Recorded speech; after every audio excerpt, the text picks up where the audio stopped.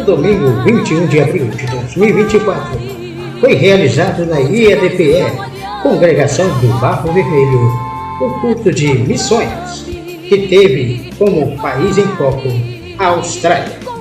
Acompanhe.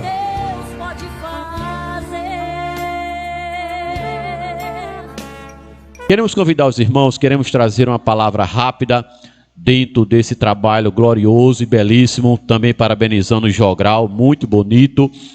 Que Deus continue abençoando todos que organizaram esse trabalho, a entrada das bandeiras, em Ezequiel capítulo 37. Para os irmãos abrir a sua Bíblia, Ezequiel capítulo 37, uma leitura conhecida da igreja, mas nós queremos trazer uma palavra dentro dessa passagem, onde Ezequiel ele teve uma missão, glória a Deus. E todos nós também, como fomos escolhidos por Deus, nós também temos uma missão, e a missão de anunciar a palavra de Deus. Ezequiel capítulo 37, vamos ler do versículo 1 ao versículo 10, para a gente poder entender um pouco e relembrar esta passagem que os irmãos conhecem bastante. Ezequiel capítulo 37, versículo 1 por diante diz: Veio sobre mim a mão do Senhor, e o Senhor me levou em espírito, e me pôs no meio de um vale que estava cheio de ossos, e me fez andar ao redor deles, e eis que era muito formoso sobre a face do vale, e estava sequíssimo. E me disse: Filho do homem, poderão viver esses ossos? E eu disse: Senhor Jeová, tu o sabes. Então me disse: Profetiza sobre estes ossos e dize-lhes: ossos secos, ouvi a palavra do Senhor.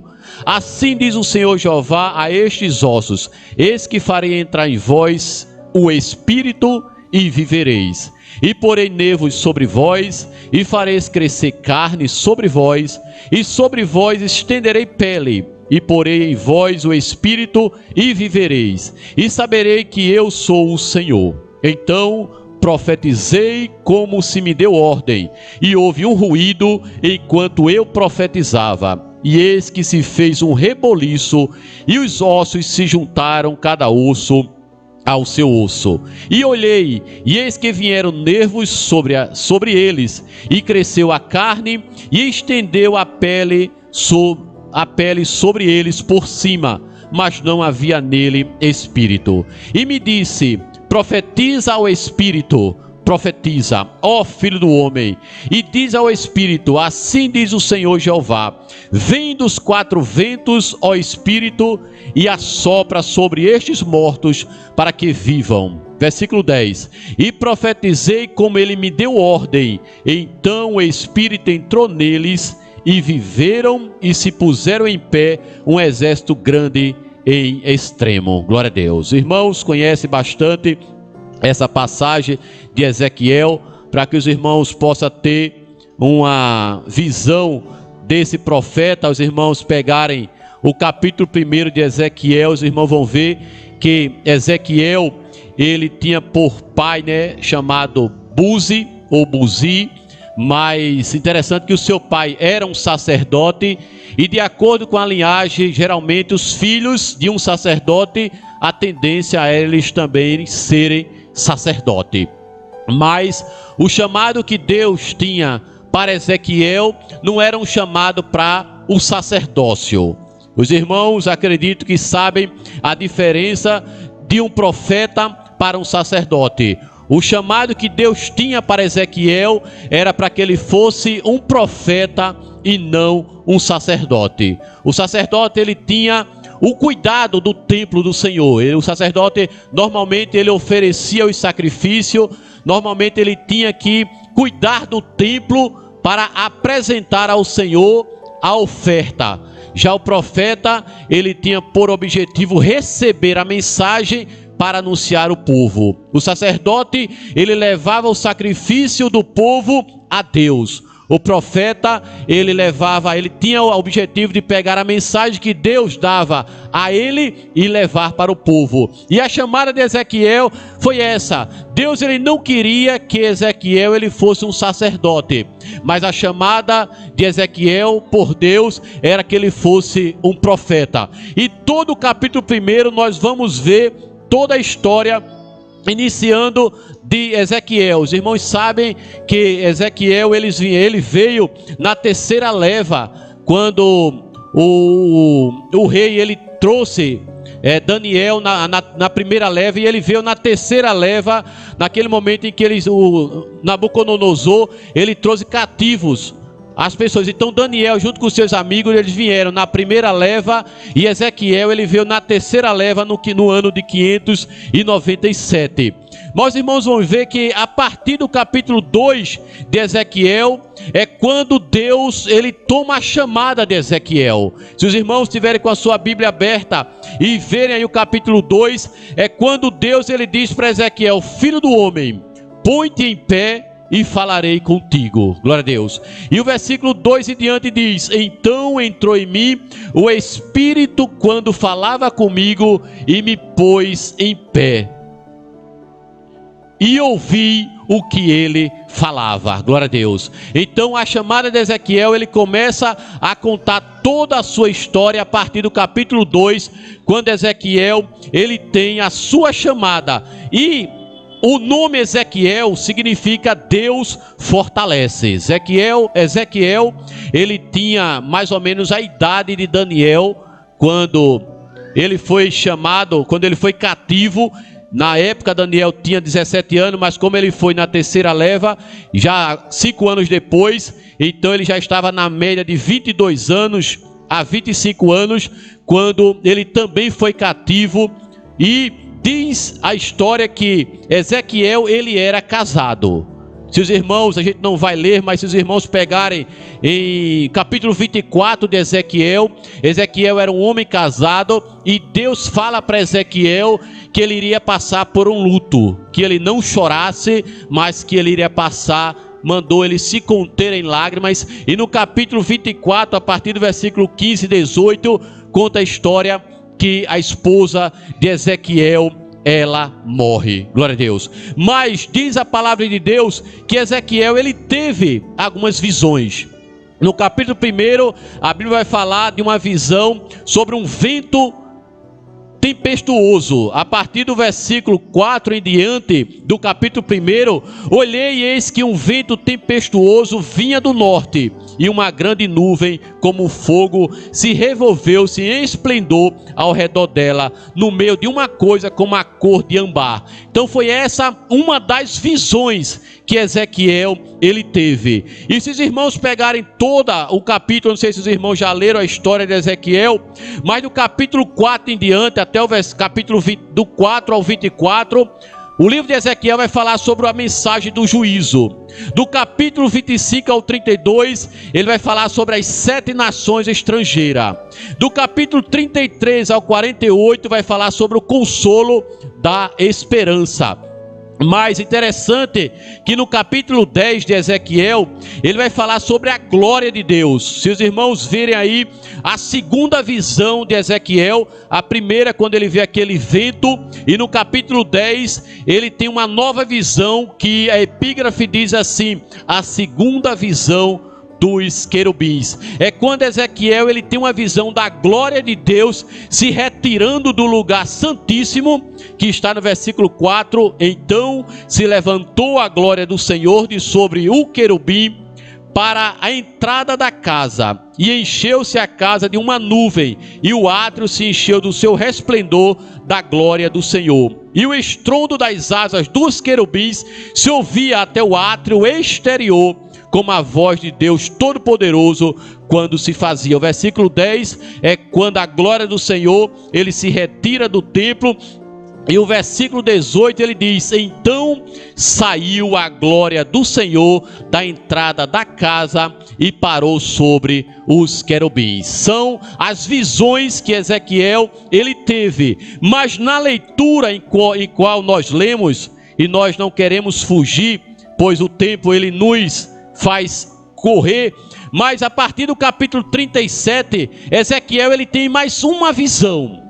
E essa visão, os irmãos viram e puderam acompanhar conosco, é a visão dos ossos secos. Veio sobre mim a mão do Senhor, e o Senhor me levou em espírito e me pôs no meio de um vale que estava cheio de ossos. Glória a Deus. É claro que se Deus fosse fazer uma pergunta dessa para cada um de nós, quando ele viu aquele vale de ossos seco, e a Bíblia diz, ela é categórica em dizer que aqueles ossos, ele não estava apenas seco, mas o versículo diz que aqueles ossos estavam sequíssimo. Glória a Deus. Sequíssimo ao ponto de que alguém poderia pegar e quebrar aqueles ossos. Alguém poderia pisar sobre aqueles ossos e poder aqueles ossos se esfarelar. E o Senhor, ele diz no versículo 3, poderão viver esses ossos? Glória a Deus. A nossa visão de quem lê esta passagem é dizer, é impossível isso acontecer. Aí Deus, ele pergunta para cada um de nós, será que eu só posso fazer o impossível na tua vida? Será que o impossível eu não posso fazer na tua vida? Foi isso que Deus ele quis dizer a Ezequiel. Fazer o possível é fácil, mas eu vou fazer o impossível acontecer. Glória a Deus. Quando ele disse, poderão viver esses ossos? Na mente de Ezequiel, ele poderia chegar e dizer, Senhor, é impossível. Mas a resposta de Ezequiel foi, Senhor, tu sabes.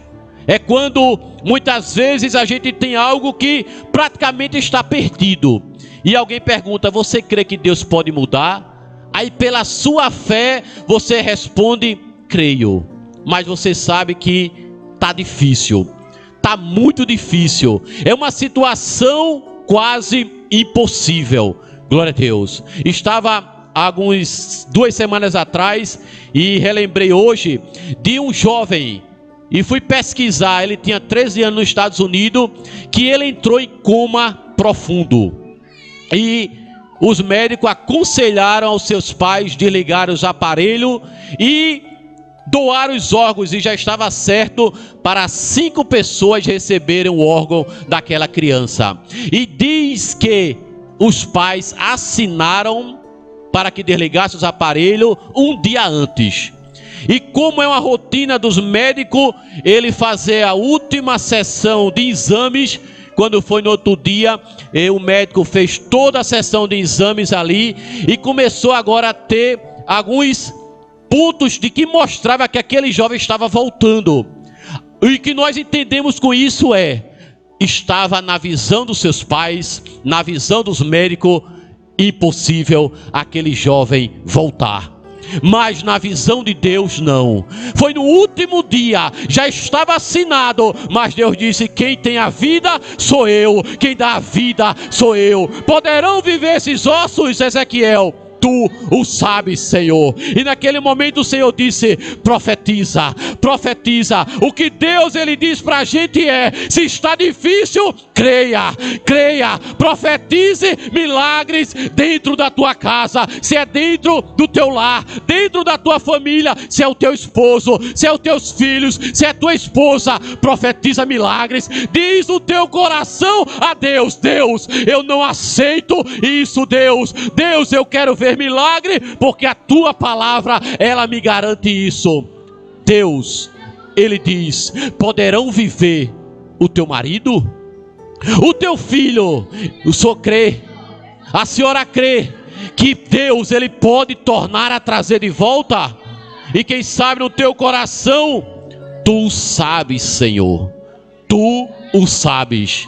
Glória a Deus. E o Senhor ele diz a partir do versículo 5 em diante, profetiza, profetiza sobre os ossos, ossos secos, ouvi a palavra do Senhor. E diz a palavra do Senhor que quando ele começou a profetizar, o versículo 6 em diante diz que começaram a vir nervos sobre vós, e começaram a crescer a carne, e começaram a crescer a pele, e começou agora a viver. O Senhor ele estava restaurando restaurando. O Senhor, Ele estava restaurando aquilo que era impossível. E nesta noite, o Senhor, Ele quer também restaurar aquilo que é impossível para a tua vida. O Senhor, Ele quer restaurar. Você crê?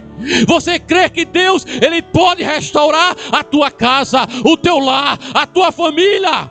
Senhor, tu sabes. Senhor, tu sabes. E começa, Deus agora diz a palavra de Deus, que quando Ezequiel, ele começou a profetizar, e quando Deus, ele começa a trabalhar, pode ter certeza que algo vai acontecer. Se prepare com o mover de Deus sobre a tua vida. Glória a Deus. Quando Ezequiel começou a profetizar, diz que ele agora começa a escutar algo. O que é que Ezequiel está escutando? Um ruído. Ele diz a palavra de Deus que houve um ruído enquanto eu profetizava. Glória a Deus. Os irmãos sabem que quando as esposas começam a conversar com o marido, evangelizando, vem aquele ponto de o marido se chatear, vem aquele ponto do filho às vezes ignorar. É o ruído de Deus. É o ruído de Deus começando a trabalhar. Você vai escutar o ruído de Deus, mas creia, algo está e vai acontecer. Diz que naquele momento que estava acontecendo o ruído, agora vem um reboliço. Glória a Deus. Após o ruído vem um reboliço, e diz a palavra de Deus que naquele mover daquele reboliço, e eu vendo em outra tradução da Bíblia, a tradução NVI, diz que a terra começou a tremer. Esse reboliço aqui de que Ezequiel começou a profetizar, em outra tradução diz, a terra começou a tremer. Houve um tremor de terra quando Ezequiel, ele profetizava, e no momento em que houve esse reboliço, ossos começaram a encontrar os seus ossos. Os irmãos sabem que o nosso corpo humano é composto por mais de 200 ossos. E você pegar 200 ossos, alguém poderia até, temos aqui a filha do nosso irmão Israel, que trabalha no SAMU e conhece essa questão, e alguns irmãos que trabalham com medicina, sabe que se você pegar um esqueleto aqui com alguns ossos, possa ser que você consiga juntar, esse osso faz parte daqui, esse osso, ele faz parte daqui, quem sabe junto daquele quebra-cabeça, você até pode chegar a montar aquele esqueleto. Mas eu te digo, imagine 10 ossos, imagine 10 esqueletos para se juntar.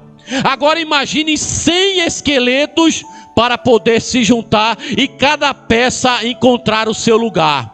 Agora imagine 1000 esqueletos. Por que eu estou dizendo isso? Porque diz a palavra de Deus que a quantidade era como se fosse um exército.